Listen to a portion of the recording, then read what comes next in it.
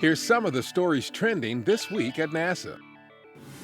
A February 18th briefing at Johnson Space Center previewed a series of U.S. spacewalks to prepare the International Space Station for new docking ports that will allow future crews launched from Florida on U.S. commercial spacecraft to dock to the station.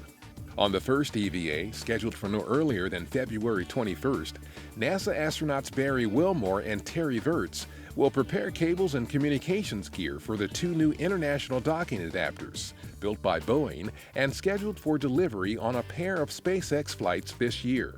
The other spacewalks are slated for February 25th and March 1st.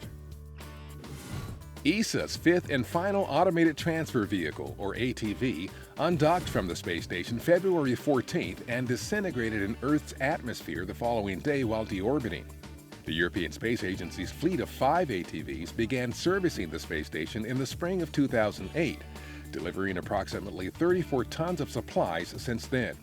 The station continues to be supplied by U.S., Japanese, and Russian cargo spacecraft. Ignition. In fact, a Russian Progress supply ship launched to the International Space Station on February 17th from the Baikonur Cosmodrome in Kazakhstan, docking to the station's Zvezda service module almost 6 hours later. The Progress delivered 3 tons of food, fuel supplies, and experiment hardware to the 6 crew members aboard the orbital laboratory. A February 18th media event at the Astrotech Space Operations Facility in Titusville, Florida, focused on NASA's upcoming magnetospheric multiscale mission, scheduled for launch March 12th from Cape Canaveral Air Force Station.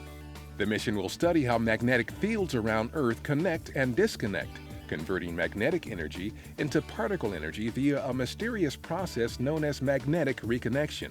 It is a fundamental process that happens throughout the universe.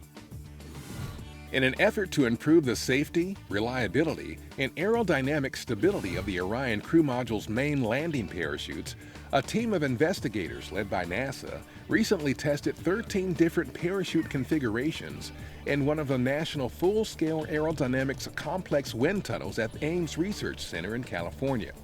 Data from the wind tunnel testing and subsequent airdrop tests will be used to help decide which parachute configuration will be used on future Orion missions that will send astronauts to deep space destinations and return them home safely. Work is underway at Conrad Shipyard LLC in Morgan City, Louisiana to retrofit NASA's Pegasus barge. The barge is being modified to ferry the massive core stage of the Space Launch System rocket, which is being constructed at the Michoud Assembly Facility in New Orleans. During the Space Shuttle era, Pegasus transported shuttle external tanks and other hardware from Michoud to the Kennedy Space Center in Florida. NASA's Office of Small Business Programs and Stennis Space Center hosted a one-day service-disabled, veteran-owned Small Business Industry Day recently at the Infinity Science Center near Stennis.